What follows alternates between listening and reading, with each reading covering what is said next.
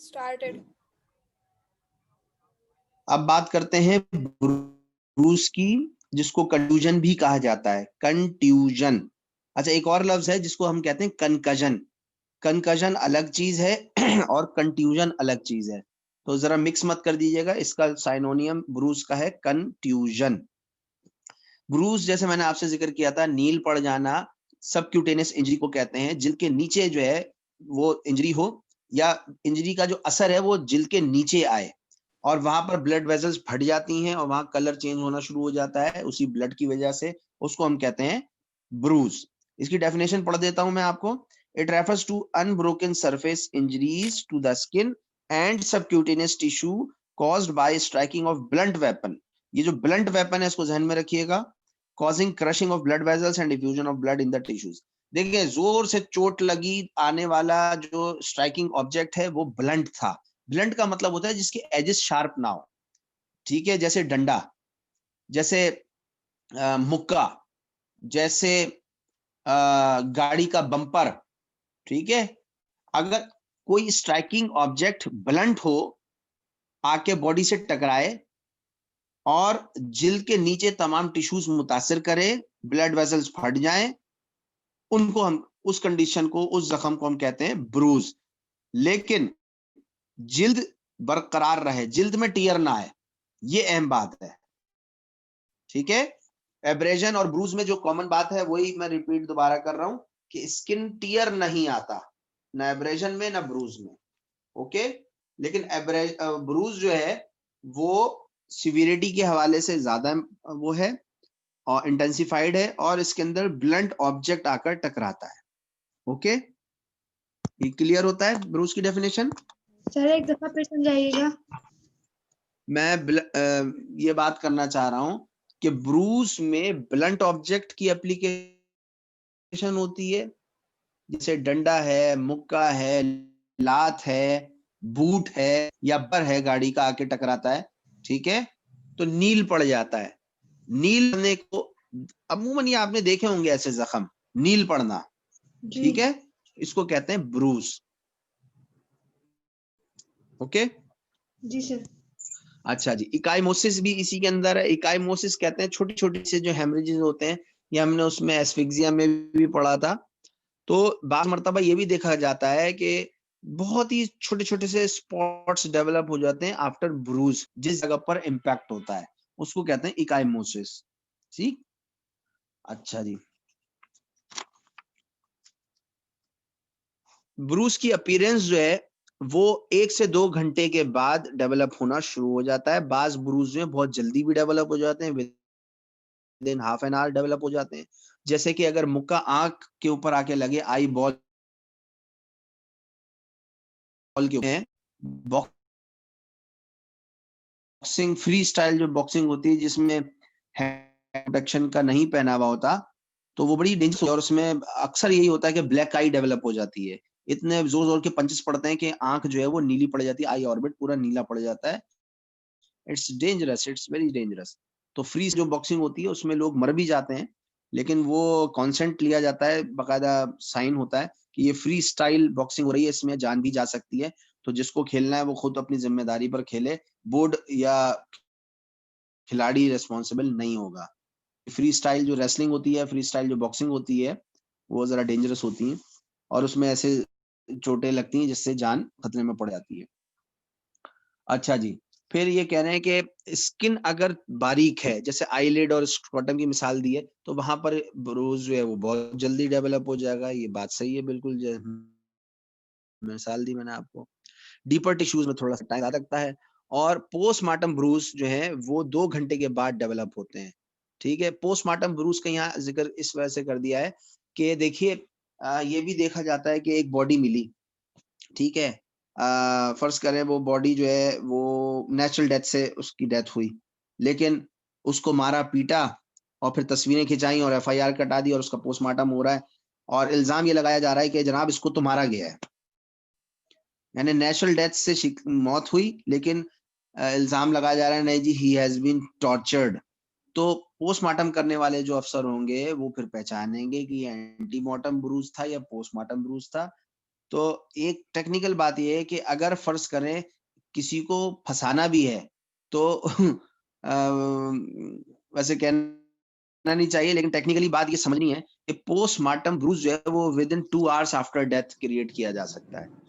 उसके बाद अगर पिटाई करेंगे तो बहुत आइडियल ब्रूज नहीं बनेंगे, आइडियल चोटें नहीं होंगी। ठीक है, तो विद इन 2 आवर्स करेंगे तो कुछ सिमिलैरिटी में हो सकती है एंटीमॉर्टम ब्रूज से या एंटीमॉर्टम वुंड से, लेकिन फिर भी जब एग्जामिन किया जाएगा तो एग्जामिनेशन पे बात समझ में आ जाएगी, थॉरो इन्वेस्टिगेशन पर, कि ये पोस्टमार्टम वुंड ही था, ये एंटीमॉर्टम नहीं था।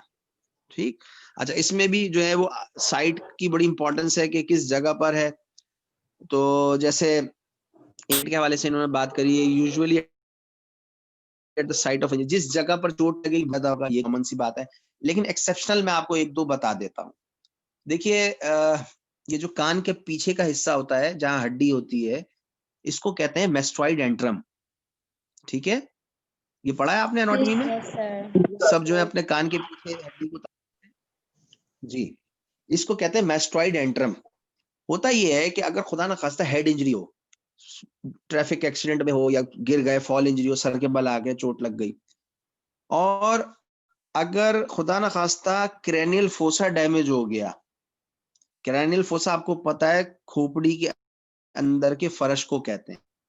उसके 3 पार्ट्स होते हैं, एंटीरियर, मिडिल एंड पोस्टीरियर। अगर पोस्टीरियर क्रेनियल फोसा में अगर हेयर लाइन फ्रैक्चर भी हुआ ना, हेयर लाइन बारीक सा, तो उसकी निशानी आएगी कान के पीछे। ये बात जरा समझिएगा, अगर पोस्टीरियर क्रेनियल फोसा में हेयर लाइन फ्रैक्चर भी हुआ तो उसकी निशानी मिलेगी मेस्टॉइड एंट्रम पर, कान के पीछे। यहाँ कलर चेंज होना शुरू हो जाएगा, ब्लड निकलेगा क्रेनियल फोसा से और उसका इस्तेमाल यहाँ हो जाएगा कान के पीछे। तो अब यहाँ पर ये रूल फॉलो नहीं होगा, ये जो पहला रूल है ना कि bruise usually develops at the site of injury, इस केस में ये डिफरेंस है। अंदर खोपड़ी के अंदर फ्रैक्चर हुआ है, लेकिन उसकी निशानी कहाँ आ रही है? पीछे कान की तरफ। ओके, ऐसे मिसाल देता हूं मैं आपको। अगर एंटीरियर क्रेनियल फोसा डैमेज होगा तो ब्लैक आई बन जाएगी। अभी मैंने बॉक्सिंग की आपको मिसाल दी थी। बॉक्सिंग में क्या हो रहा है, मुक्का आंख पर पड़ा और यहां पर नीला, मेक सेंस, ये रूल बिल्कुल सही है, जहां चोट लगेगी वहां ब्रूज पैदा होगा। लेकिन फर्ज करें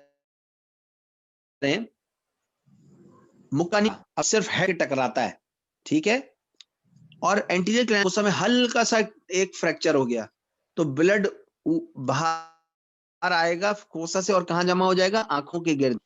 आईब्रोज हैं, यहां से स्टार्ट होगा और पूरा आई ऑर्बिटल एरिया को कवर कर लेगा। अगर खुदा ना खास्ता ऐसा हो रहा है, ये दोनों कंडीशंस, कान के बॉल के गिर्द जमा होना या आईब्रोज के करीब कलर चेंज होना, it is highly dangerous, highly serious condition, emergency situation है ये। ऐसे ही अगर चोट लगती है कान वो सर पर और कान से गाढ़ा गाढ़ा फ्लूइड आना शुरू हो जाए या ब्लीडिंग आना शुरू हो जाए, इसका मतलब है कि मिडिल क्रेनियल फोसा में डैमेज हुआ है। तो हम जब ऐसे केसेस जिसको रोड ट्रैफिक एक्सीडेंट कहते हैं, ऐसे विक्टिम्स आते हैं, तो सबसे पहले हम उनका सर एग्जामिन करते हैं, उनका कान देखते हैं, उनके कान के पीछे का एरिया देखते हैं और चेहरा भी देखते हैं डेफिनेटली, और सर को बाकायदा पैल्पेट करके देखते हैं कि कोई जख्म, कोई ब्लीडिंग वगैरह तो नहीं है, कोई फ्रैक्चर तो नहीं हुआ। अब हेड इंजरीज को जल्दी से आइडेंटिफाई करना बहुत जरूरी होता है in case of road traffic accident. ठीक है, बाकी जिस्म के हिस्सों पर जो चोटें लगती हैं वो फिर भी ठीक हो सकती हैं, जान इतनी ज्यादा खतरे में नहीं पड़ती, लेकिन सर्वाइकल और हेड इंजरीज जो हैं वो बहुत ज्यादा मुहलिक साबित होती हैं। तभी तो कहते हैं कि हेलमेट पहने। ये जो बाइकर्स हैं, इन ये जो एक्सीडेंट होते हैं और मर जाते हैं, उनमें सबसे ज्यादा रीजन यही होता है। ठीक है, हेड इंजरी हो गई, क्रेनियल फोसा डैमेज हो गया, लो भाई खत्म कहानी। ठीक है, यहाँ तक बात समझ में आती है? जी सर। ओके जी। अच्छा, फिर sometimes obey the law of gravity, ये बात बिल्कुल सही है, जैसे मैंने अभी आपको बताया कि फोरहेड पे लग गया, ब्लैक आई बन जाएगी। लेग्स में अगर चोट लगी है तो नीचे जो है वो कलर चेंज होना शुरू हो जाएगा, पैरों में बरम आ जाएगा। तो ये बात बिल्कुल सही है। साइज डिपेंड्स या वेरी फ्रॉम पिन ऑब्जेक्ट का साइज होगा उसी के मुताबिक ब्रूज डेवलप होगा। एक छड़ी जो बारीक सी हो, अगर वो जोर से मारी जाए तो उसका जख्म उसी के मुताबिक होगा, और अगर डंडा मारा जाए खूब मोटा सा तो इम्प्रिंट एब्रेजन या ब्रूज जो है उसी के साइज के मुताबिक होगा। तो ये बात बिल्कुल सही है जनाब। शेप अकॉर्डिंग स्ट्राइकिंग सरफेस, ठीक है। अच्छा, फैक्टर्स मॉडिफाइंग, ये जरा सा देख लें। Greater the vascularity of injured part of the body greater the bruise, जहां पर दौरान खून ज्यादा होगा, जहां पर वेस्कुलैरिटी ज्यादा होगी, वहां ब्रूज ज्यादा नुमाया होगा और बहुत बड़ा बनेगा। ये बात बिल्कुल सही है। Greater the striking force greater the bruise, जोर से फोर्सफुली कोई चीज आकर लगेगी तो जोर बड़ा जो है वो ब्रूज पैदा होगा। ये बात भी सही है। People at extremity of age bruise easily, जैसे बूढ़े और बच्चे इन बड़े होते हैं और ज्यादा अरसे भी रहते हैं। देखिए बच्चों में तो चोटें लगती रहती हैं, लेकिन बुजुर्गों को अगर चोटें लगती हैं तो कई अरसे तक उनके नील पड़ते हैं। यह आपने देखा होगा, कॉमन ऑब्जर्वेशन है। उसकी वजह ये कि उनके अंदर हीलिंग प्रोसेस स्लो होता है, ठीक है। फीमेल सेक्स स्पेशली, जिससे मैंने जिनमें चर्बी ज्यादा है, खासतौर पर खवातीन, उनमें ब्रूज जो है वो ज्यादा जल्दी पैदा होते हैं। और ये भी देखा गया कि जरा सी चोट लग जाती है तो खातूनों के जिस्म पर निशान पड़े हुए होते हैं, और ये होता है, बिल्कुल होता है। रादर के उसको अपोजिट जेंडर पे अगर देखें तो चोटें जोर जोर से भी लगती हैं, लेकिन ब्रूज बहुत हल्के बनते हैं। उसका रीजन ये है कि मसल कंटेंट ज्यादा होता है मेल के अंदर, और फीमेल के अंदर फैट कंटेंट ज्यादा होता है। स्किन जिनकी थिन और डेलिकेट होगी उनमें भी ब्रूज जल्दी बनेगा, ये बात भी सही है। और obese and poor physical condition people bruise easily, जो वही फरबा और जो पुअर फिजिकल कंडीशन है, जो पहले से ही बीमार चल रहे हैं, उनके अंदर ब्रूज बहुत तेज होंगे। अगर किसी को ब्लड डिसऑर्डर है, जैसे कि हीमोफीलिया है या स्कर्वी है, जिसमें क्लॉटिंग फैक्टर्स की कमी हो जाती है, उनके अंदर भी ब्रूज जो है वो बहुत ज्यादा डेवलप होते हैं। अच्छा, फिर इसकी थोड़ा सा ये भी देख लेते हैं, जब लिवर फेल हो रहा होता है तो क्लॉटिंग फैक्टर्स सारे डिस्टर्ब हो जाते हैं, तो खुद ब खुद जिस्म के अंदर ना मुख्तलिफ जगहों पर ब्रूज पैदा होना शुरू हो जाते हैं। वो किसी वायलेंस की वजह से नहीं होते, वो ब्लीडिंग डिसऑर्डर की वजह से स्टार्ट हो जाता है, लिवर फेल हो रहा होता है। ये कॉमन ऑब्जर्वेशन देखी गई है। हेपेटिक फेलियर की तरफ हो, सिरोसिस हो, हेपेटाइटिस बी सी के एंड स्टेजेस के केसेस हो, उसमें ये चीज देखने में आती है। फेयर कॉम्प्लेक्शन में ब्रूज जो है वो ज्यादा प्रोमिनेंट होता है। जिनकी जिल्द जो गोरी रंगत के मालिक हैं, उनमें ब्रूज जो है वो नीलाहट जो है वो ज्यादा नुमाया होती है। एज ऑफ ब्रूज जो है उसको कैसे एग्जामिन करते हैं, जरा से ये देख लेते हैं। ये चार्ट देख लीजिए। अगर फर्स्ट डे पर ब्रूज है तो वो रेड होगा, सेकंड डे पर वायलेट हो जाएगा। बेसिकली कलर चेंज होता चला जाता है और हम डे का अंदाजा करते चले जाते हैं।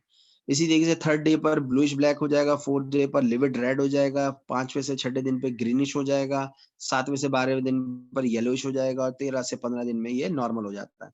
2 हफ्ते तकरीबन लगते हैं किसी भी एक बड़े नील को खत्म होने में। बस देखना ये होता है कि नील जहां पड़ रहा है वो साइड क्या थी। अगर वो साइड बड़ी डेलिकेट है तो कॉम्प्लिकेशंस ज्यादा आ जाती हैं, और नीचे अगर सपोर्टिव मसल ज्यादा है तो जल्दी से ठीक भी हो जाता है, ठीक है। मेडिको लीगल एस्पेक्ट्स को देख ले जल्दी से। एक तो ये कि मेडिको लीगल एस्पेक्ट से मुराद ये है कि identification of the object causing injury, यानी ये हमने तय कर लिया था कि ब्लंट फोर्स एप्लीकेशन होगी। तो कोई भी चीज जब जोरदार तरीके से आके टकराएगी और जो ब्लंट होगी, जिसमें एजेस नहीं होंगे, तो उससे ब्रूज पैदा होगा। इसका मतलब भी यही है कि हम टाइप ऑफ वेपन को आइडेंटिफाई कर रहे हैं जहनी तौर पर कि जिससे जख्म पैदा हुआ है, जिससे ब्रूज पैदा हुआ है, वो कोई शार्प कटिंग टूल नहीं था, वो कोई ब्लंट ऑब्जेक्ट था। नंबर 1, डिग्री ऑफ वायलेंस, ये शो करता है कि बहुत जोर से मारा गया है, बहुत तगड़े हाथों से ये जख्म पैदा होता है। Purpose of injury, purpose of injury से मुराद ये कि साइड देखें, जैसे कि नेक पर अगर कोई जख्म है तो इसका मतलब है कि गला घोटने की कोशिश की गई है। नोज और माउथ के अगर आसपास अगर ब्रूज मौजूद है तो वो स्मूथनिंग की तरफ इशारा करता है। Inner aspects of thigh and genital की तरफ है तो वो सेक्स ऑफेंसेस को शो कर रहा होता है। तो ये वही उसी तरीके से कि जो अभी हमने एब्रेजन में भी देखा था, मोर और लेस वही कंडीशंस यहाँ अप्लाई होती हैं। टाइम ऑफ इंजरी को बताता है। टाइम ऑफ इंजरी, ये जो ऊपर जो चार्ट हमने आपसे डिस्कस किया था, ये टाइम ऑफ इंजरी ही है। ठीक है, कलर देखकर हम टाइम ऑफ इंजरी अंदाजा कर रहे होते हैं। वेदर सुसाइडल है, होमिसाइडल है, एक्सीडेंटल है, ये सिचुएशंस अलग होती हैं, सर्कमस्टेंशियल एविडेंसेस के ऊपर तय किया जा रहा होता है। फिर ट्रू ब्रूज है या फॉल्स ब्रूज है, ये भी जरा समझना होगा कि झूठा जख्म पैदा किया गया है, मेकअप कर दिया गया है, कलर लगा दिया गया है, झूठ बोलकर इसको क्रिएट किया गया है, या ये वाकईतन हकीकत में ट्रू ब्रूज था। इसका डिफरेंस अभी हम देखेंगे। नीचे चार्ट को देख लेते हैं, एंटीमॉर्टम ब्रूज और पोस्टमार्टम ब्रूज। इसमें भी वही 2-3 फाइंडिंग्स कॉमन ही होंगी। देखिए, जिंदगी की हालत में जख्म लगेगा तो हील होना भी शुरू हो जाएगा, साइमल्टेनियसली हीलिंग प्रोसेस स्टार्ट हो जाता है। और पोस्टमार्टम जो वुंड्स होते हैं उनमें ये प्रोसेस नहीं होता। तो देख लीजिए, in terms of swelling, in terms of colour change, antemortem में प्रेजेंट होगा और पोस्टमार्टम में there is no swelling, no colour change. Epithelium abraded होगी एंटीमॉर्टम में, उधर एब्रेजन नहीं होगा। मार्जिन्स डिफ्यूज्ड होंगे, इधर शार्पली वेल डिफाइंड होंगे। इधर ब्लड निकलेगा स्किन के नीचे, इधर ब्लड नहीं निकलेगा। ठीक है, ये डिफरेंस हो गया एंटीमॉर्टम पोस्टमार्टम ब्रूज का। 2-3 और डिफरेंस देख लीजिए एंटीमॉर्टम पोस्टमार्टम ब्रूज के। जी सर। कहाँ चले गए?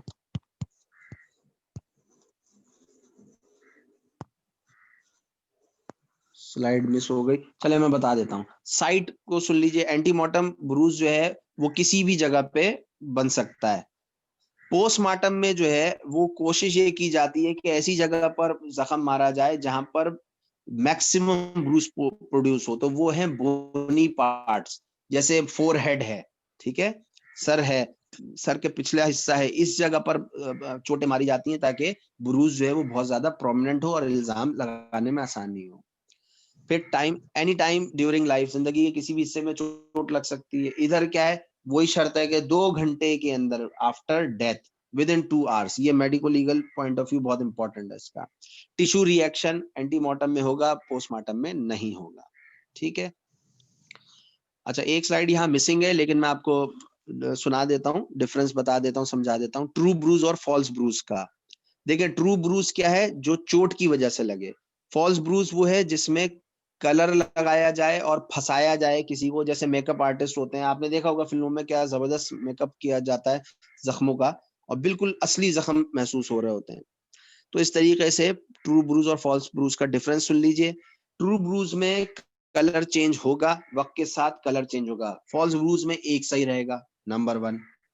ट्रू ब्रूज में मार्जिन जो होंगे वो वेल डिफाइंड होंगे, फॉल्स ब्रूज में ऐसा नहीं है क्योंकि उसमें फोर्स नहीं लगी है। ट्रू ब्रूज में इकाइमोसिस प्रेजेंट होगा, उसमें इकाइमोसिस नहीं होगा। ट्रू ब्रूज में एक्स्ट्रावेजेशन ऑफ ब्लड होगा, उसमें नहीं होगा। Coagulation of blood definitely true bruise में होगी, फॉल्स ब्रूज में नहीं होगी।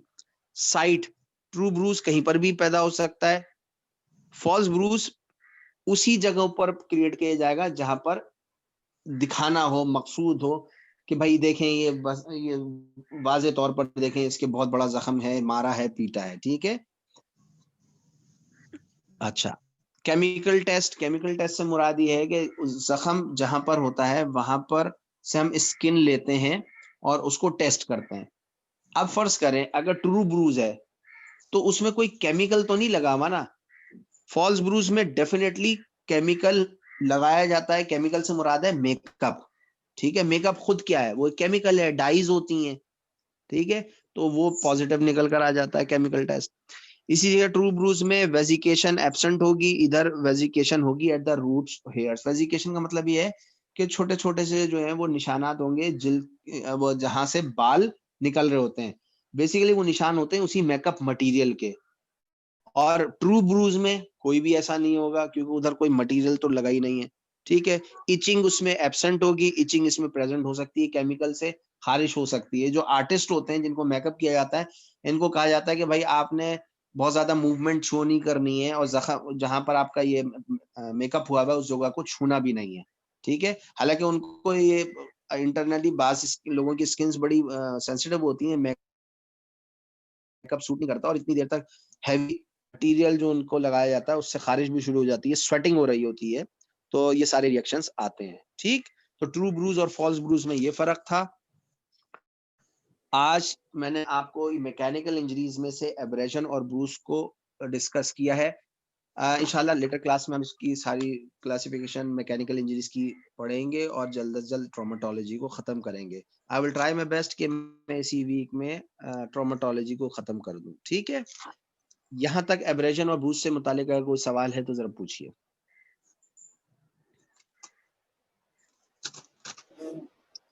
जी बेटा।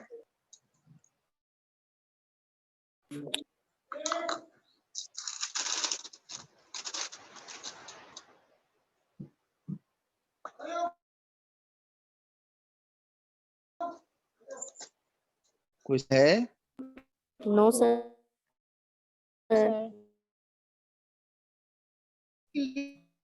चलें, ठीक है, लीजिएगा। सर ठीक है, ताला अगली क्लास में।